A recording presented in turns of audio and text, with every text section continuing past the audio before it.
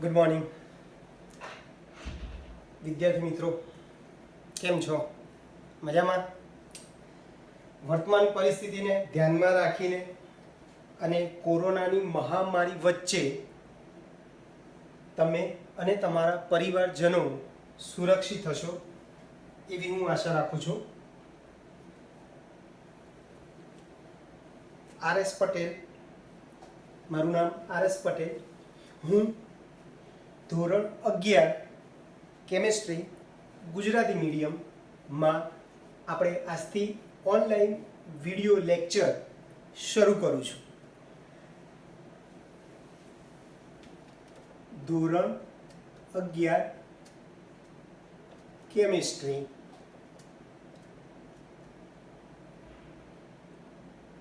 રસાયણ વિજ્ઞાન.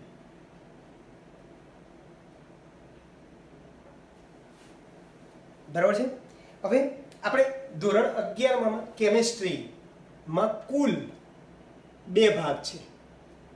કેમેસ્ટ્રીનું જે પાઠ્યપુસ્તક જે છે 2 ભાગમાં વહેંચાયેલું છે.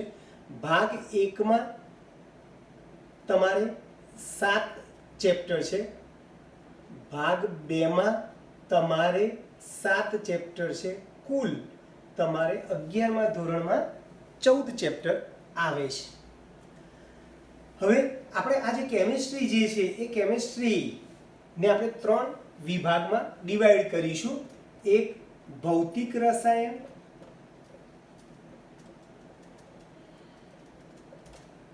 કાર્બનિક રસાયણ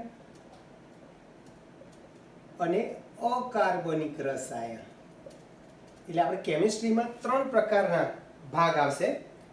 ભૌતિક રસાયણ ભણીશું, કાર્બનિક રસાયણ ભણીશું અને અકાર્બનિક રસાયણ ભણવાનું છે. ક્લિયર? તો આપણે આજે શુભ શરૂઆત કેમેસ્ટ્રીમાં પ્રકરણ 1 થી કરવાની છે. બરાબર છે? પ્રકરણ 1 થી કરીશું. ધોરણ 11 કેમેસ્ટ્રી. આજે આપણું લેક્ચર 1 છે. પ્રકરણ 1. પ્રકરણ 1 નું નામ છે રસાયણ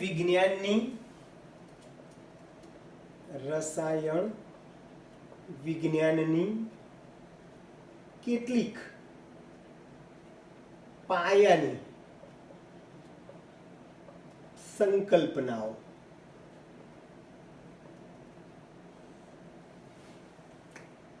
બેઝિક કોન્સેપ્ટ આપણે આ ચેપ્ટરમાં ભણવાનો છે રસાયણ વિશેનો. તો આપણે રસાયણથી શુભ શરૂઆત કરીએ છીએ. તો રસાયણ વિજ્ઞાન, પહેલામાં પહેલી વસ્તુ, રસાયણ વિજ્ઞાન એ તત્વોનું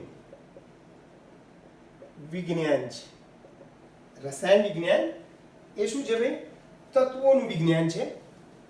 હવે આ જે તત્વો જે છે, તત્વોના પરમાણુ ભેગા થઈ એ કાં તો અણુઓ બનાવે, સંયોજનો બનાવે, મિશ્રણ બનાવે. તમને બધાને ખબર છે કે સપોઝ કે બોલો હું એકલો આમ H લખું તો આને પરમાણુ કહેવાય. પણ હાઇડ્રોજનના 2 પરમાણુ ભેગા થાય તો H2 અણુ બને. ફરીથી હું ખાલી એકલો O લખું તો આ ઓક્સિજન તત્વ જે છે એ પરમાણુ કહેવાય, O ને પરમાણુ કહેવાય. પણ O2 લખું તો અણુ કહેવાય. ફરીથી નાઇટ્રોજન એકલો લખું તો પરમાણુ કહેવાય, N2 અણુ કહેવાય. Cl પરમાણુ કહેવાય, Cl2 અણુ કહેવાય. તો 2 કે 2 કરતાં વધારે પરમાણુ ભેગા થાય તો શું બને ભાઈ? અણુ બને. 2 કે 2 કરતાં વધારે પ્રકારના, 2 કે 2 કરતાં વધારે પ્રમાણમાં પરમાણુ ભેગા થાય તો શું બને ભાઈ? અણુ બને. સંયોજનમાં જુદા જુદા પ્રકારના પરમાણુ ભેગા થઈ અને શું બનાવે? સંયોજન. દાખલા તરીકે પાણીની વાત કરીએ તો બોલો પાણીમાં હાઇડ્રોજનના 2 પરમાણુ અને ઓક્સિજનનો 1 પરમાણુ ભેગો થઈને પાણી બનાવ્યું છે. પાણી છે, એમોનિયા છે, CO2 છે, આ બધા સંયોજનો કહેવાય. તો ક્લિયર? એક વાક્ય ભાઈ ફરીથી, રસાયણ વિજ્ઞાન એ તત્વોનું બનેલું વિજ્ઞાન છે. તત્વોનું વિજ્ઞાન છે. તત્વો એટલે નાઇટ્રોજન છે, ઓક્સિજન છે, ક્લોરીન છે, હાઇડ્રોજન છે, આ બધા તત્વો છે. એક જ પ્રકારના તત્વો અથવા એક જ પ્રકારના પરમાણુઓ ભેગા થઈને અણુ બનાવે. દાખલા તરીકે H પરમાણુ કહેવાય, H2 અણુ કહેવાય, O પરમાણુ કહેવાય, O2 અણુ કહેવાય, N પરમાણુ કહેવાય, N2 અણુ કહેવાય, વગેરે વગેરે. અને જુદા જુદા પ્રમાણમાં પરમાણુ ભેગા થઈ અને સંયોજન બનાવે છે. તો એક જ પ્રકારના પરમાણુ ભેગા થઈ અણુ બનાવે, જુદા જુદા પ્રકારના પરમાણુ ભેગા થઈ સંયોજન બને છે. ક્લિયર દોસ્તો આટલી વસ્તુ? હવે શરૂઆત આપણે કરીએ, થોડા આગળ જઈએ. દાખલા તરીકે મેં આ પેનથી એક નાનકડું મેં આ ટપકું કર્યું છે. ચલો, આ એક ટપકું કર્યું છે.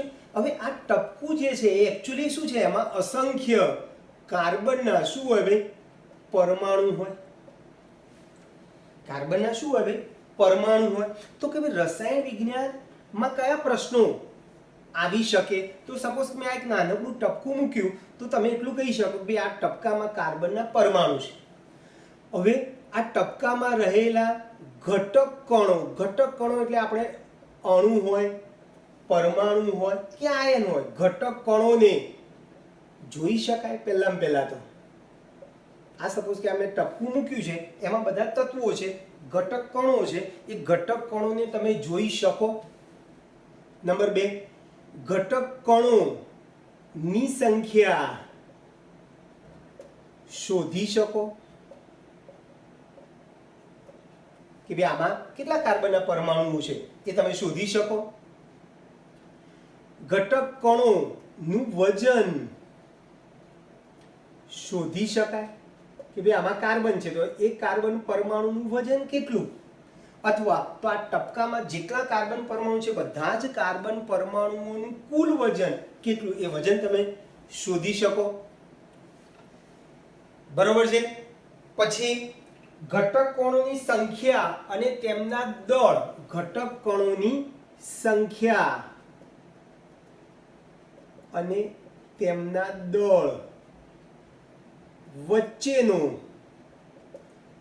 જથ્થાત્મક સંબંધ દર્શાવી શકો. તો આ બધા જ પ્રશ્નોનો ઉકેલ તમને રસાયણ વિજ્ઞાન આપે છે. ક્લિયર? તો ફરીથી, રસાયણ વિજ્ઞાન એ તત્વોનું વિજ્ઞાન છે, પરમાણુનું વિજ્ઞાન છે. આ એક મેં ટપકું સપોઝ કે દોર્યું તો એ કોઈ એક પદાર્થ લો, દ્રવ્ય લો, તો એ ટપકામાં કે કોઈ દ્રવ્યમાં કેટલા પરમાણુ છે એ પરમાણુને તમે જોઈ શકો. એ પરમાણુઓ અથવા તો ઘટક કણોનું તમે વજન શોધી શકો. એ ઘટક કણોની સંખ્યા તમે શોધી શકો. બરોબર છે? એ ઘટક કણોની સંખ્યા અને એમના દળ વચ્ચેનો જથ્થાત્મક સંબંધ તમે દર્શાવી શકો. આ બધા પ્રશ્નો આપણે રસાયણ વિજ્ઞાનમાં, આ બધા પ્રશ્નોનો ઉત્તર આપણને રસાયણ વિજ્ઞાનમાં મળે છે. હવે આ જથ્થાત્મક સંબંધ, દાખલા તરીકે તમને બધાને ખબર છે કે આપણે 1 ડઝન શબ્દ બોલીએ તો 1 ડઝન એટલે તરત જ બધાના મગજમાં આવે કે 12 નંગ.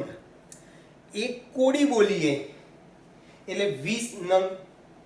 તો જેમ આપણે વ્યવહારમાં શબ્દ વાપરીએ છીએ એ જ રીતે કણો માટે રસાયણ વિજ્ઞાનમાં મોલ શબ્દ વપરાય છે કે કોઈ પણ પદાર્થનો 1 મોલ જથ્થો, એનો અર્થ કે એમાં 6.022 × 10⁻23 કણો હોય.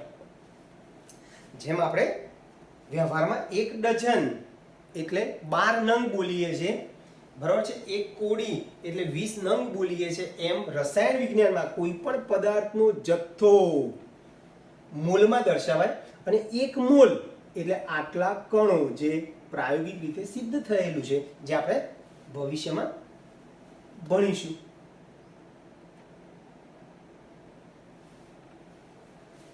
ક્લિયર દોસ્તો? હવે આ રસાયણ વિજ્ઞાન આપણા જીવનમાં ક્યાં ઉપયોગી છે? તો રસાયણ વિજ્ઞાન વિના જીવન જીવવું નિર્થક લાગે. સપોઝ કે તમે અત્યારે અહીંયા ઊભા છો મારી સામે, તો હું સરસ મજાના સરસ કપડાં પહેરે છે, સપોઝ કે ગુલાબી રંગનો શર્ટ પહેરેલો છે, બરોબર છે. દિવાલ ઉપર સરસ મજાના બોર્ડ ઉપર મેં બ્લેક અને બ્લુ પેનથી લખાણ લખેલું છે. તો આ બધી વસ્તુ તમને ઇફેક્ટિવ દેખાય છે. રસાયણ વિજ્ઞાન વગર જીવન આપણને જીવવું વાલું ન લાગે. એકાદ બે ઉદાહરણ આપું. દાખલા તરીકે તમે સવારે ઉઠો, બોલો સવારે ઉઠો ત્યારે પહેલાં આપણે બ્રશ લઈએ છીએ સપોઝ કે, તો એ બ્રશ જે છે એ પ્લાસ્ટિકનું બન્યું છે, પોલિમર પદાર્થનું બનેલું છે. એ બ્રશની ઉપર તમે કોલગેટ કે કોઈ પણ ટૂથપેસ્ટ લગાવો છો, તો એ ટૂથપેસ્ટ પણ રસાયણ છે, રસાયણ વિજ્ઞાનમાંથી બનેલી વસ્તુ છે. ત્યાર પછી તમે સપોઝ કે નાહવા જાઓ, તો નાહવા વખતે તમે સાબુ જે વાપરો છો, સાબુ પણ રસાયણ છે. નાહ્યા પછી સરસ મજાનો આપણે ડિયોડ્રન્ટ શેમ્પૂ લગાવીએ છીએ, તો એ જે શેમ્પૂ કે ડિયોડ્રન્ટ જે છે એ પણ રસાયણ વિજ્ઞાન છે. પછી તમે ચા પીવા બેસો, તો જે ચિનાઈ માટીની રકાબી હોય અથવા કોઈ સ્ટીલની રકાબી હોય, તો એ ધાતુ છે, તો ધાતુ પણ રસાયણ છે. સરસ મજાના કપડાં પહેરીને ગાડીમાં બેસીને તમે ઓફિસે જાઓ છો, તો જે ગાડીમાં જે પેટ્રોલ આવે છે એ પેટ્રોલ પણ રસાયણ વિજ્ઞાનની પ્રોડક્ટ છે. તો ત્યાંથી રાત્રે તમે જ્યારે ડનલોપના ગાડલામાં સૂવો છો ત્યાં સુધી ડનલોપનું ગાડલું પણ કેમિસ્ટ્રી છે, બરાબર છે, પોલિમર પદાર્થ છે. તો આપણા જીવનમાં કેમિસ્ટ્રી બહુ જ ઉપયોગી છે. બ્લેક એન્ડ વ્હાઇટ પિક્ચર તમને ના ગમે, પણ તમને રંગીન પિક્ચરો જોવાના ગમે, તો એમાં જે જુદા જુદા રંગ આવે છે એ રંગ પણ કેમિસ્ટ્રીની પ્રોડક્ટ છે. આપણને કંઈ પણ રોગ થયો હોય તો એ રોગના ઉપચાર માટે વપરાતી જુદી જુદી ઔષધો પણ રસાયણ વિજ્ઞાનની નિપજો છે. તો રસાયણ વિજ્ઞાન આપણા જીવનમાં ખૂબ જ ઉપયોગી છે. તો આપણે શરૂઆત પાઠની કરી દીધી કે રસાયણ વિજ્ઞાન એ તત્વોનું વિજ્ઞાન છે. તત્વો અણુ કે પરમાણુ સ્વરૂપે હોય, સંયોજન સ્વરૂપે પણ તમને જોવા મળે છે. અને રસાયણ વિજ્ઞાનમાં આપણે કોઈ પણ પદાર્થમાં રહેલ ઘટક કણો કેટલા છે, એની સંખ્યા કેટલી છે, એનું દળ કેટલું છે, એને જોઈ શકીએ કે ન જોઈ શકીએ, એની સંખ્યા અને એમના દળ વચ્ચેનો જથ્થાત્મક સંબંધ કેવો છે, એ બધા વિશે આ બધા જ પ્રશ્નો ઉત્તર તમને રસાયણ વિજ્ઞાનમાં મળે છે. હવે આપણે થોડીક વસ્તુ આગળ જોઈએ.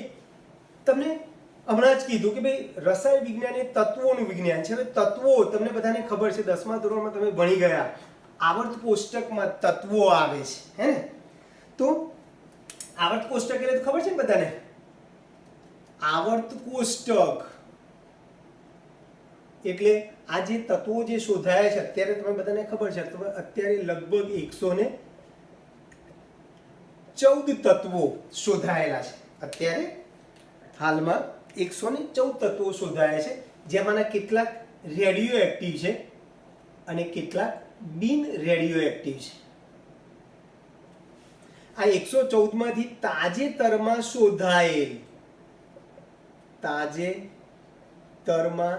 શોધાયેલ તત્વો જે છે બધા માનવ નિર્મિત છે, એટલે કે માણસે બનાવેલા તત્વો છે. તો વિશ્વમાં કુલ આમ તો 118 સુધી તત્વો અત્યારે નવા લેટેસ્ટ શોધાયા છે, પણ અત્યારે આપણે ચોપડીમાં 114 તત્વો આપેલા છે, એટલે કુલ 114 તત્વો છે. કેટલાક રેડિયો એક્ટિવ છે, કેટલાક બિન રેડિયો એક્ટિવ છે. એમાંથી તાજેતરમાં શોધાયેલા જે તત્વો જે છે એ બધા માનવ નિર્મિત છે. આ આવર્ત કોષ્ટક તમને ખબર છે, આવર્ત કોષ્ટકમાં તત્વોને ચોક્કસ સ્થાને ગોઠવાયેલા છે અથવા તો ગોઠવેલા છે. આવર્ત કોષ્ટકમાં તત્વોને આપણે ચોક્કસ સ્થાને ગોઠવેલા છે. હવે તમને ખબર છે કે આવર્ત કોષ્ટકમાં જે આડી લાઈન જે છે જેને આપણે આવર્ત કહીશું, આ આડી આવર્ત અને ઊભીને સમૂહ કહીશું, બરાબર છે? તત્વોની આડી હરોળને આપણે શું નામ આપીશું ભાઈ? આવર્ત. અને તત્વોના ઊભા સ્તંભને સમૂહ કહીશું. તમને બધાને ખબર છે, હું ખાલી જસ્ટ થોડા તત્વો તમને લખી આપું. જુઓ,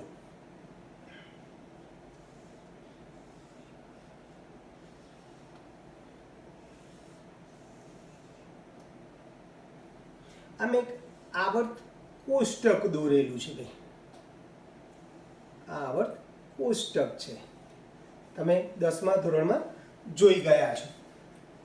તો આ આધુનિક આવર્ત કોષ્ટક છે જેમાં તત્વો બધા આ રીતે જોડાયેલા છે, ગોઠવાયેલા છે. અહીંયા હાઇડ્રોજન છે, અહીંયા હિલિયમ છે, લિથિયમ, પછી beryllium, boron, carbon, nitrogen, oxygen, fluorine, neon. બરાબર છે.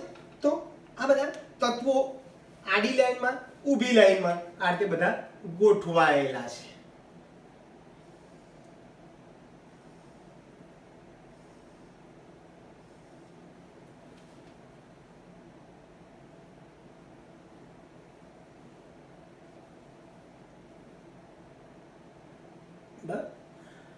લિથિયમ, બેરિલિયમ, પછી અહીંયા sodium,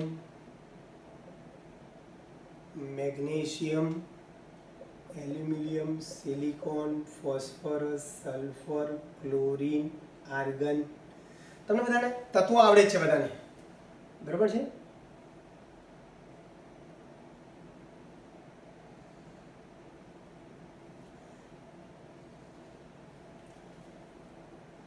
potassium, calcium, scandium, titanium, vanadium, chromium, manganese, iron, cobalt, nickel, copper અને ઝિંક.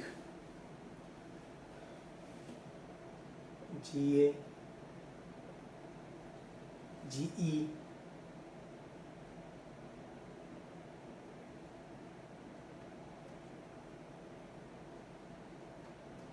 Ka. તો બધા જુદા જુદા તત્વો શોધાયેલા છે, મૂકેલા છે. જો આ બધાને આ રીતે આપણે ગોઠવવા, નામ આપો તમે આ રીતે આપી શકો છો. સરસ મજા નાના નાના વાક્યો બનાવેલા છે કે ભાઈ આ પહેલો સમૂહ જે છે, આ પહેલા સમૂહમાં hydrogen, lithium, sodium, potassium, rubidium, caesium અને ફ્રાન્સિયમ આવે. બીજા સમૂહમાં beryllium, magnesium, calcium, strontium, barium, radium આવે. બરાબર છે. પહેલા સમૂહમાં hydrogen, lithium, sodium, potassium, rubidium, caesium, francium, beryllium, magnesium, calcium, strontium, barium, radium. પછી boron, aluminium, gallium, indium, thallium. તો આ રીતે જુદા જુદા તત્વો લખેલા છે. બરોબર છે. PB, SB, BI, tellurium, polonium, fluorine, chlorine, bromine, iodine, astatine, helium, neon, argon, krypton, xenon, radon વગેરે વગેરે. તો આ બધા તત્વો મેં થોડાક આવર્ત કોષ્ટકમાં લખ્યા છે. આ બધા તત્વોને યાદ રાખવાની નાની નાની ટ્રીકો છે, નાના નાના વાક્યો છે. સપોઝ કે બે ઉદાહરણ તમને આપું. આ પહેલા સમૂહનું નામ તમારે લખવું હોય તો સરસ મજાનું આવું છે નામ. હાય, લીના કી રૂબી સે ફ્રેન્ડશિપ. પહેલા સમૂહમાં આવેલા તત્વોને તમારે યાદ રાખો. તમે આમ રાખી શકો, હાય લીના કી રૂબી સે ફ્રેન્ડશિપ. બીજા સમૂહ માટે બેટા માગે કાર સ્કૂટર બાપ રોએ. બરાબર છે. બીજા સમૂહ માટે શું છે? Beryllium, magnesium, calcium, strontium, barium, રેડિયમમાં શું કીધું ભાઈ? બેટા માગે કાર સ્કૂટર બાપ રોએ. ચલો, આ સમૂહ 13મો સમૂહ કહેવાય ને. ચલો, આ 13મા સમૂહમાં બાલ, ગાલ, ઇન્ટાલ. બરાબર, બાલ આવે ને, બાલ, ગાલ, ઇન્ટાલ. બરાબર છે. બાલ, ગાલ, ઇન્ટાલ. ચલો, આ 14મો સમૂહ જે છે, કાશી, જય, સ્નાન લે. કાશી, જય, સ્નાન લે. પછી આ 15મા સમૂહમાં નાના પાટેકર, ઐશ્વર્યા, સબી ભિખારી. નાના પાટેકર, ઐશ્વર્યા, સબી ભિખારી. પછી આ 16મો સમૂહ હતો ઓક્સિજન, સલ્ફર, સિલિનિયમ, ટેલ્યુરિયમ, પોલોનિયમ માટે વાક્ય આવું છે. ઓમપુરી. ઓમપુરીને તમે ઓળખો છો, બરાબર છે. ઉંમરલાયક પીઢ અભિનેતા છે જેના મોઢા ઉપર ચાઠા, શીતળાના ચાઠા છે, એ ઓમપુરી છે. એ ઓમપુરી સલમાન અને સેલિનાને ટેમ્પામાં બેસાડી પોલિયો પીવા લઈ ગયા. બરોબર છે. ફરીથી ઓમ પુરી સલમાન અને સેલિનાને ટેમ્પામાં બેસાડી પોલિયો પીવા લઈ ગયા. આ હેલોજન સમૂહ છે. ફૂલો કલિયો બહારો મેં, ફૂલો કલિયો બહારો મેં મુझे એટલે આઈ આતા મજા, ફૂલો કલિયો બહારો મેં મુझे આતા મજા. પછી આ બધી હીરોના નામ છે હિના, નીના ઓર કરીના. ઝેરોક્સ માટે રેડી. હંમેશા બધી હિરોઈનો ઝેરોક્સ એટલે ફોટો પડાવવા માટે તૈયાર જ હોય. એટલે હિના, નીના ઓર કરીના ઝેરોક્સ માટે રેડી. તો ટૂંકમાં મેં એક નાનકડું આવર્ત કોષ્ટક બનાવ્યું છે જેમાં આપણે જુદા જુદા તત્વો મૂક્યા છે. એ બધા તત્વોને ચોક્કસ સ્થાને ગોઠવેલા છે. એમના ચોક્કસ સ્થાન હોય છે જેને મેં તમને જુદી જુદા સમૂહના નામ લખ્યા. એ જ પ્રમાણે તમારે આમ બી લખવું હોય તો લખી શકો. આ 21 થી પરમાણુ ક્રમાંક 21 થી 30 સુધીના જે તત્વો જે છે એના માટેનું વાક્ય આવું છે. સાયન્ટિફિક ટીવી ક્રાઉનમાં આ કોની કોપી ઝીલાય, આ કોની કોપી ઝીલાય.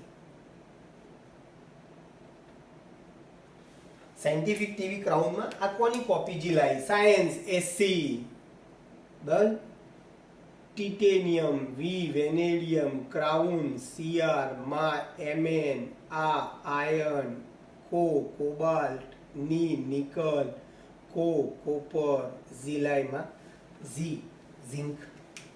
તો તમે આખા આવર્ત કોષ્ટકમાં રહેલા તત્વોને આ રીતે આપણે જુદા જુદા વાક્યોથી તમે યાદ રાખી શકો છો, જુદા જુદા તત્વોને. ક્લિયર? તો આ આવર્ત કોષ્ટકમાં રહેલા જુદા જુદા તત્વો માટે મેં નાનકડો ચાર્ટ દોરીને તમને બતાવ્યો.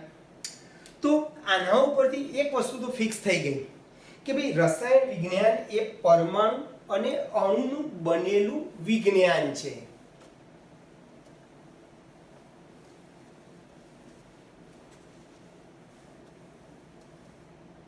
રસાયણ વિજ્ઞાન એ તત્વોનું વિજ્ઞાન છે. અને બીજું વાક્ય શું કહીશું ભાઈ? રસાયણ વિજ્ઞાન એ અણુ અને પરમાણુ, એ અણુ અને પરમાણુ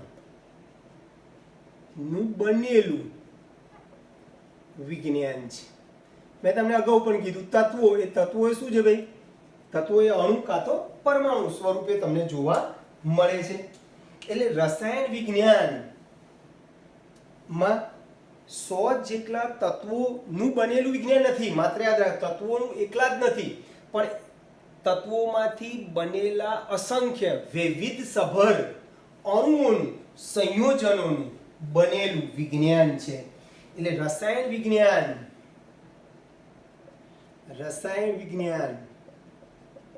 એ માત્ર 100 જેટલા તત્વોનું બનેલું વિજ્ઞાન નથી,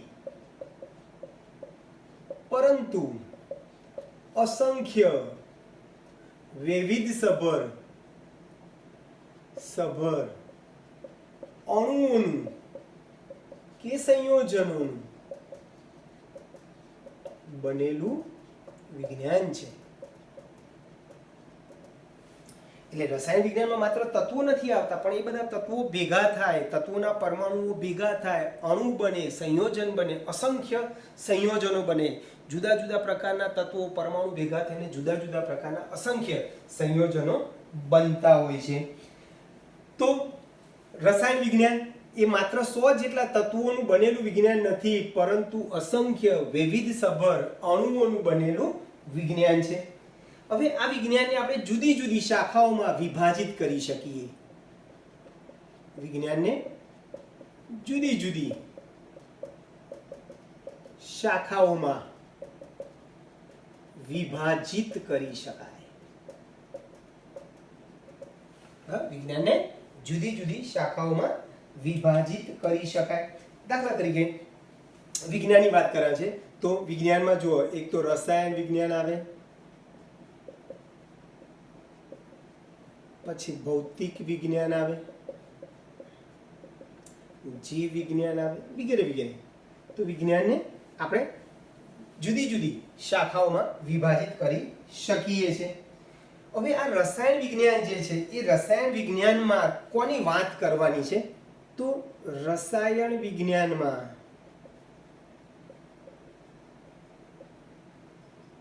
દ્રવ્ય, ઓકે સાહેબ, દ્રવ્ય એટલે શું?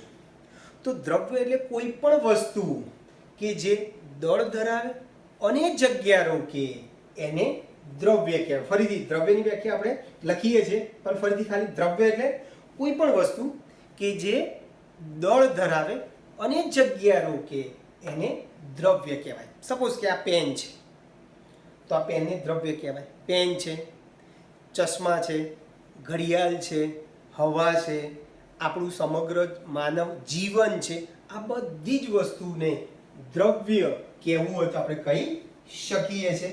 તો રસાયણ વિજ્ઞાનમાં દ્રવ્યનું સંગઠન છે, એટલે એનું બંધારણ છે, દ્રવ્યનું સંગઠન, એના ગુણધર્મો. રસાયણ વિજ્ઞાનમાં દ્રવ્યનું સંગઠન, ગુણધર્મો અને પારસ્પરિક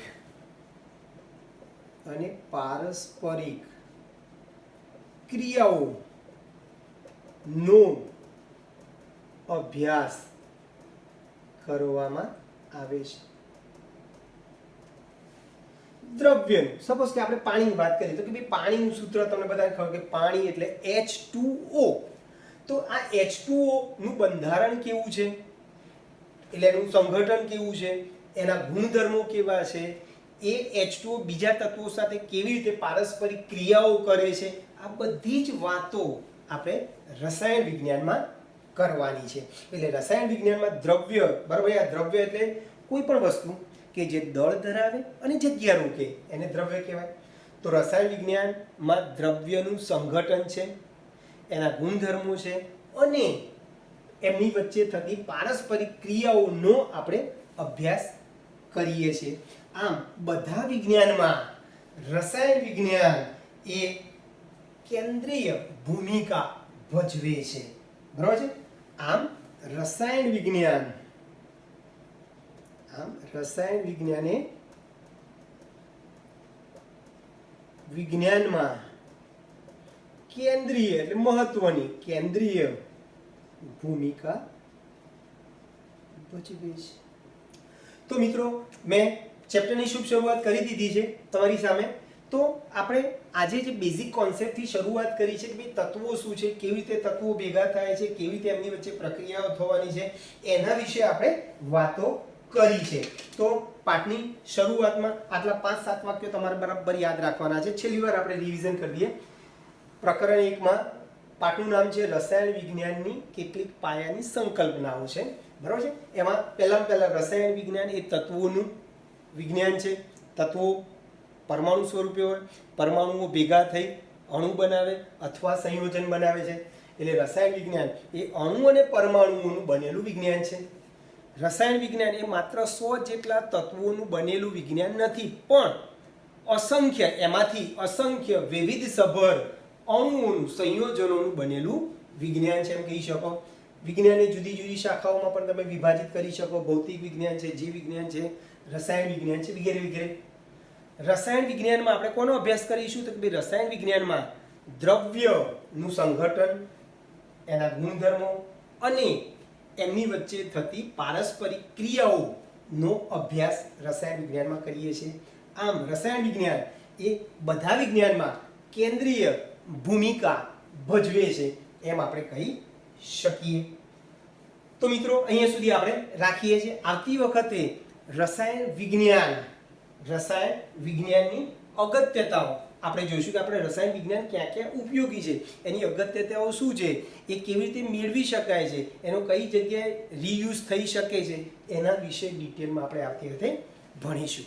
ઓકે મિત્રો, તો અહીંયા સુધી આપણે રાખીએ છીએ. આશા રાખું છું કે તમે શાંતિથી આ વિડીયો સાંભળશો, શાંતિથી એનું મનન કરજો, ચિંતન કરજો અને પછી આ જે વસ્તુ મેં તમને બોર્ડ ઉપર જે લખી છે એ વસ્તુ તમારે શાંતિથી લખવાની છે. અથવા હું તમને મટીરિયલ મોકલીશ, એ મટીરિયલમાં આ જ બધી વસ્તુ અક્ષરો મેં લખેલી છે. તો તમે શક્ય ત્યાં સુધી વિડીયો કમ્પ્લીટ થયા પછી એનું સતત ચિંતન કર્યા પછી તમને જે મટીરિયલ મોકલું છું એ મટીરિયલમાંથી તમારે એ વસ્તુ લેક્ચર વાઇઝ લખજો. ઓકે મિત્રો, બાય.